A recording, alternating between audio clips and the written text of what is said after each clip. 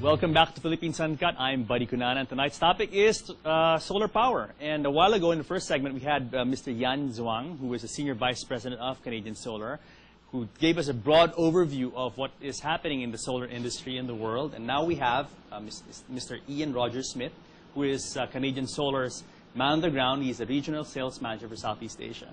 Good evening, Ian, and welcome to Philippines Uncut. Thank you, buddy. It's good to be here. Thank you very much. So yeah, exciting topic, solar power, and we had a very good conversation with Yan earlier about global trends. Yes. With regard to solar power, he gave us a nice overview about what's happening in the industry, yes, and opportunities and pitfalls and challenges and that sort of thing. Yes. Now, let's talk about solar power here in the Philippines. Right. How realistic is this? How viable is this for Filipino households? Well, I think as Jan had mentioned, you know, you have an abundance of sunshine here in the country. Obviously, right now it's not as sunny as it should be, of course, but in general, I think it's an excellent venue for solar power. I think the Philippines could benefit greatly from more solar installations, of course, and variety of installations. It can be either utility scale, where you replace coal burning and oil burning power plants. You can also have rooftop situations where you're connected to the grid in the home, or you can have battery storage, of course. And yes, then, of course, you have solar home systems for yes, very remote areas where they can actually have lighting and they can charge their phones and do a variety of things. These are for people who are not connected to the grid. Absolutely. Now, I think, you know, a lot of people are watching the show now who are connected to the grid, who are paying a lot of money to Meralco. Sure, yes. Like myself, of course, yes. You are paying right in the region of 13.3 pesos per kilowatt hour, of course. So you're no stranger no, to the high cost of energy and electricity here in the Philippines. Absolutely. Yeah. And how would you compare the price of electricity here in the Philippines to, let's say, other countries where you've lived in Southeast Asia? I think it's probably one of the highest. I think you pay more here than in many countries, frankly. Certainly, my bills seem to be larger here than they've been elsewhere, you know, so not too thrilled about that. And, of course, we're very reliant on air conditioning and refrigeration and all that type of thing. So, yes, you know, I'd like to see my bills a lot less than they are. Frankly. And I'm sure a lot of the people watching at home now who are connected to the grid, not just those yes, in the hinterlands, yes, are also wondering the same thing. Can solar power help, and can it? Absolutely. I think that, and as Jan had mentioned earlier, it's a question of, you know, it's all about the financial aspect of it. It depends on the price of the panels, of course, and as he mentioned, you know, we are reaching grid parity in many places. We've already reached grid parity in many places, and I think the Philippines, certainly with the price of energy that you pay, you don't really need to have any kind of subsidy. It's nice to have that subsidy, but I think there are cases where you can actually put solar panels on the roof of your home and benefit from that without a subsidy. Yes, at this point in time. You talked about cost, and at the end of the day, that's what really boils down to. Yes. How much it will cost someone to install a solar power system in one's yes, home. Yes. Now, let's say it's a middle-income family here in the Philippines. Right, right. Is it viable for them to buy all to buy the solar cells, to buy the inverter, to buy the batteries, and to install these things in their homes? I think it is. You know, we provide a complete solution. We provide a whole rooftop solution, which includes the panels, the inverters, the cabling, the racking, everything. And we've been very successful in other countries with that, particularly in Japan. You know, of course, obviously there's a higher income group in Japan than there is in the Philippines. But I think that, you know, it's all about the length of time, the payback period. You're really you're really paying for your electricity up front, and it really depends on whatever you pay for your solar system and how long it takes, how much you would pay for your electricity to the grid, let's say. So, you know, typically you could possibly, you know, payback periods with 7, 8 years in some cases. So it can be quite a shorter period of time, you know, over, depending on how much you do pay for electricity, which is quite a great deal of money in this country, of course. Yes, and that really is a big attraction for solar power here in the Philippines. Right, and incidentally, as we mentioned earlier, it does increase the value of your home, because if you have a home for resale, if you have solar panels on your roof, obviously it's very attractive to people to have solar panels, you know, when they're buying a home, of course, because then they know that, and of course the solar system has been paid for if you buy a home, and their electricity is virtually free in some cases. So. Do you know of any case, I mean, look, in Japan, are there cases where homes are really off the grid already and not connected to the commercial power supply? I don't have any direct evidence of that, but I'm sure that's the case. I'm sure that they can do that. Obviously, you have to have battery storage if you're actually off the grid, because at nighttime, obviously the solar panels are not producing electricity, so the batteries will store that electricity you built up in the daytime, and then of course you can use it in the evenings. So yeah, I'm sure it's certainly feasible. Is this a service that your company, let's say if there are people watching now and they're interested to get off the grid to become 100% electricity self-sufficient, Sure. you can help them, your company can help them? Absolutely, yeah, absolutely. We can provide pretty much, the battery storage is another technology that we can actually contract from others to provide that, of course. We can provide, the inverter, as I say, everything other than the battery storage, but that can be, we can bring that into play as well by working with partners, of course. Yes, and if the payoff, if the return on investment is, as you said, you're paying for your power in advance, yes, and cost of electricity is going to go up. Yeah, because oil is going to increase. I mean, we can see maybe $200 a barrel at some point. I mean, I guess it's a $200. What do they? I don't know what they actually compute oil in, but currently it's in the 100 range, and then it can be 200. So it could effectively double at some point. I mean, even in Saudi Arabia, they're talking about the end of oil when they don't have any oil left, and they're considering building big megawatt solar plants in the Middle East, for example. So. I mean, there is a point. I don't know in my lifetime, but certainly in your lifetime, I would think. There may be a point where where oil would be, very expensive. So, there was a time when people talked about solar power, and it was cool. Maybe you had a solar, a solar cell powered, let's say, a battery that could power, let's say, a lamp at night or a radio. Now. These days, when you talk about solar power, it is possible to energize bigger appliances that require more energy, like air conditioners, refrigerator. It is possible. It is possible. It's just a question of size of the installation, and you need more and more solar panels, obviously, for the larger appliances, for things like refrigeration and air conditioning. Obviously, you need more wattage, to drive those. I mean, for the smaller homes, for example, we produce a solar home system.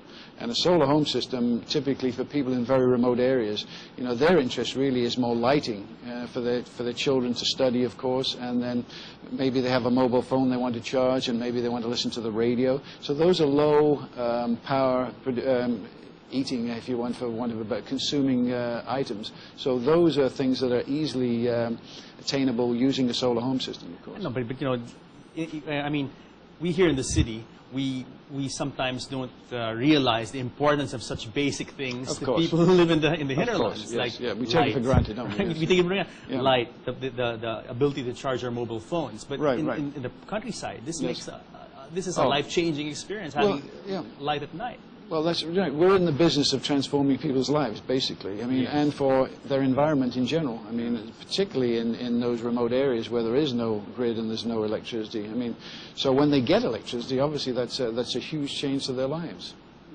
And I think that the Philippines is one of those areas with 7,000 islands, or thereabouts. I think there's probably a lot of opportunity for that to happen, to be able to do that. I'm sorry, my telephone has just gone off. No worries. Let me just turn it off real quickly. In your experience here in the Philippines, given your basic what you've seen here in the Philippines, what is how big is the demand or the potential demand for home solar systems in remote areas? I think it's huge. I mean, I wouldn't be able to give you the numbers, but I mean, given the population of the Philippines and the number of people that are without electricity, I mean, these remote islands, they have no grid at all, and you'd have to look at that. But I mean, I'm here in the Philippines, to promote the company's products, and I think that we have a great future for that. I mean, we obviously have a corporate social responsibility is one big aspect of our company. We're a global company, obviously, but when we're in Southeast Asia and some of these areas where electricity is at a minimum, then we have an obligation to try to make people's lives better by actually giving them the tools that they can use to produce the electricity and to transform their lives, of course. So Philippines, certainly there's there's challenges, but I think the biggest challenge for the remote areas is the logistics. I mean, the logistics of taking something to a remote island is huge. For example, these solar home systems. So you have one here. Let's bring it out. Yeah. Let's show the audience what we're talking about. Yeah. And it actually is a very attractive looking contraption. It looks almost like a vacuum cleaner, well, like a cool it's, radio. Or it's an appliance, basically. You know, it's a home appliance. So this is Canadian Solar's home solar home system. Home system. Yeah, this is a 30-watt system, and basically it comes with a solar panel that is connected, and you put it. Generally, you put it on a pole, you know, outside your home, and it'll collect sunlight and produce electricity. And then, of course, on the front here you have 4 connections for LED lights, so you can put 4 light-emitting diodes. Yes, light-emitting diodes, which are bright white light diodes, you know, very, very bright. And you can have cables, long cables, that you can string around in your home, of course. And then also it has a USB port that you can actually put an MP3 player there. You can actually put music into the system, or there's a radio. So I can there isn't a radio. Yeah, I can actually put the radio on if it works. Do I have the? Maybe we've flattened the battery by playing it too much. It actually is a very cool-looking contraption. I mean, right. When people talked about the solar system, solar equipment, I mean, I never would have thought it would look cool like this. No, I mean, this is like the color. So you can hear the radio. The radio's on. Cool.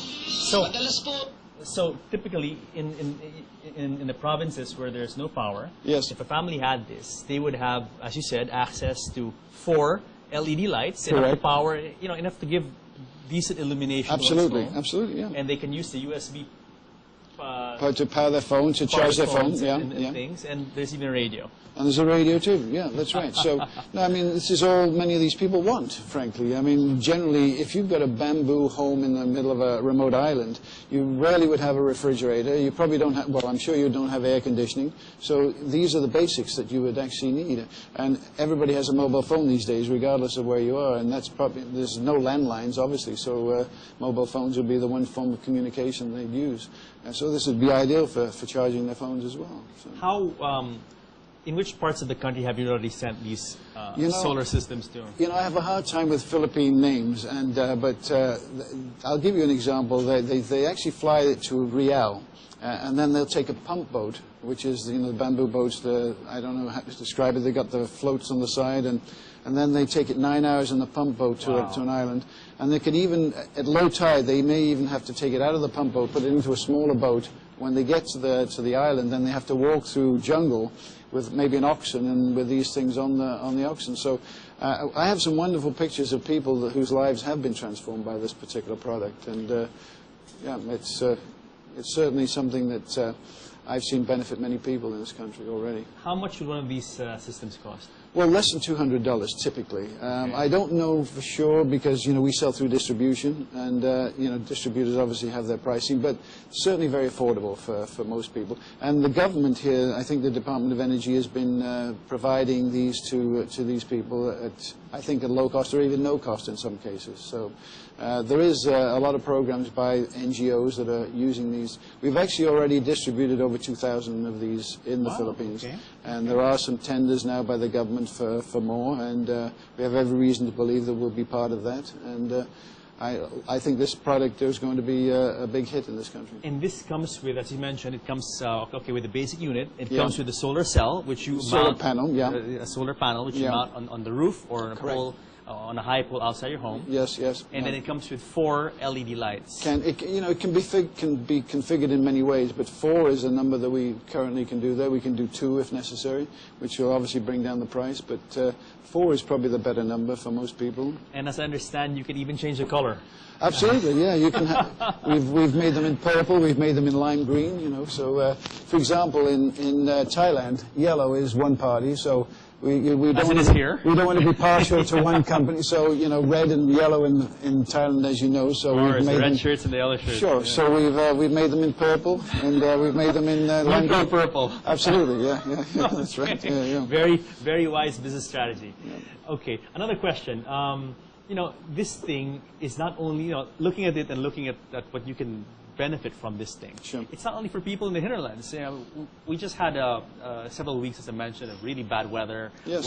where the capital was knocked out, power was knocked out for several days, and Right. this thing would be excellent for people who are looking Yeah. for An emergency let's say, system. an emergency light system. Yeah. Before LED lights, it's not bad and, Yeah. and pretty bright, and you can charge your cell phones. In an emergency, at least you're not cut off from the world. And assume you've already charged your battery, of course, and Yes. you know that'd be fine. I mean, obviously, if you have 5 days of rain, you want to make sure that your battery's already been charged previously when you've had sunny days, because you're obviously not going to be using it in times of good weather. Yes. So yeah, for an emergency system, I think it would be very good. Or let's say if you want, if you could use this to power your home's external illumination, so you don't need to flip on the switch and. Absolutely, yeah. I mean, in my home, I turn mine like off. For perimeter lights. Yeah, exactly. Things, yes. You know, my wife is very security conscious, and she always wants the lights on, and I'm very Energy conscious. Well, yeah, energy conscious. So I switch them up. So we're doing this business, and so you've given me an idea. Maybe I'll take one home and use it at home for my perimeter lights. No, absolutely, I'm interested myself in this. For my own home, and it's excellent. And like as I mentioned, when the power goes out, you want to be able to stay tuned to the emergency services and to the news, and it's got a radio. Yeah, no, you're right. You're right. It's got everything you need. It's a lifeline. There you go. It is absolutely. Yeah. I think this is certainly going to be a big hit in this country. But and as I mentioned, it even looks cool. Yeah. I mean, it looks like a cool radio. I mean, if you're a young person, I'm a youngish person, so and I've seen other varieties of this by and dare I say it, with other companies, and none of them are as cool as this one, frankly. They're a box, but this is nice, and it doesn't look clunky at all. It's got a nice color, and it's very functional. Yeah. And you have these 4.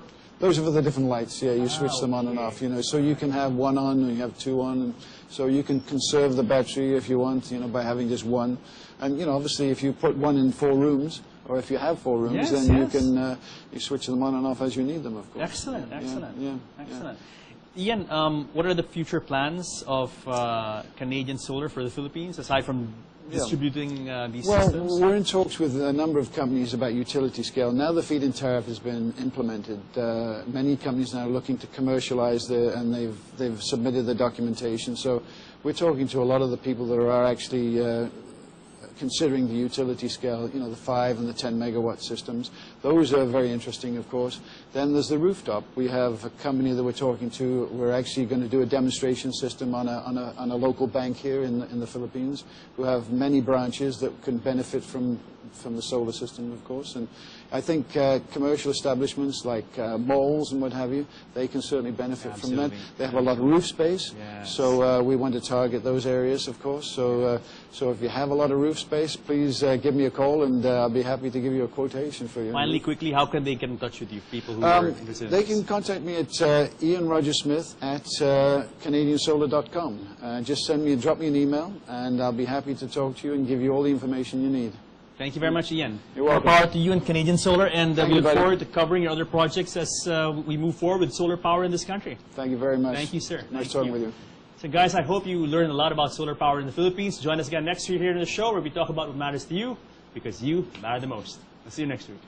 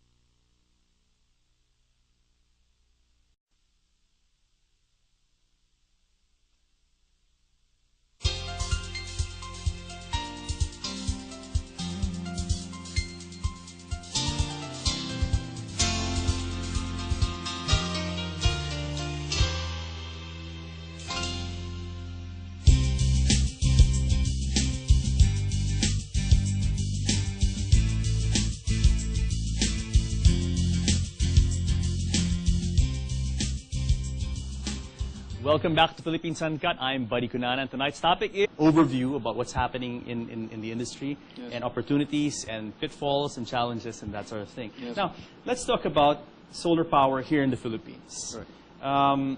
How realistic is this? How viable is this for Filipino households? Well, I think as Jan had mentioned, you know, you have an abundance of sunshine here in the country. Obviously, right now it's not as sunny as it should be, of course, but in general, I think it's an excellent venue for solar power. I think the Philippines could benefit greatly from more solar installations, of course, and variety of installations. It can be either utility scale, where you replace coal burning and oil burning power plants.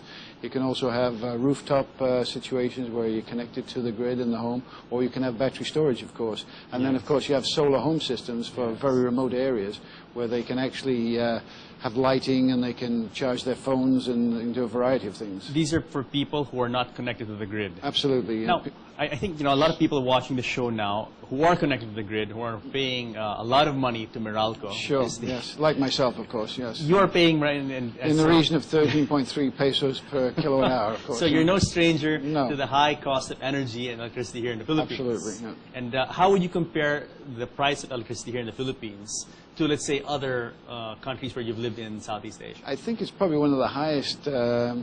I think you pay more here than in many countries, frankly. Certainly, my bills seem to be larger here than they've been elsewhere, you know, so not too thrilled about that. And, of course, we're very reliant on air conditioning and refrigeration and all that type of thing. So, yes, you know, I'd like to see... Is solar power. And a while ago in the first segment, we had Mr. Jan Zhuang, who is the Senior Vice President of Canadian Solar, who gave us a broad overview of what is happening in the solar industry in the world. And now we have Mr. Ian Rogers-Smith, who is Canadian Solar's man on the ground. He's a regional sales manager for Southeast Asia.